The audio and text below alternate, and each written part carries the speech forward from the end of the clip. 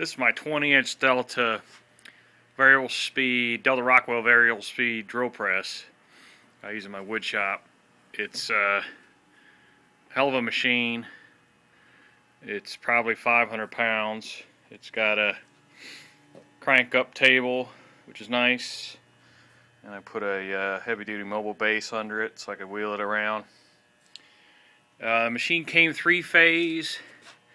It's got an Anderson up to 5 horsepower converter on it.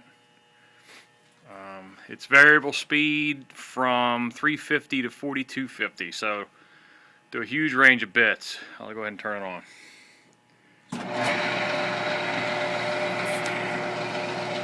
That's about the middle of the range.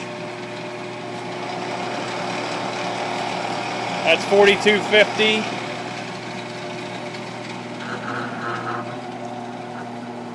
And that's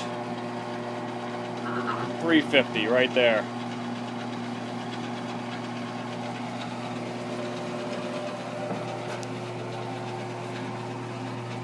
That's about it. It's in real good shape.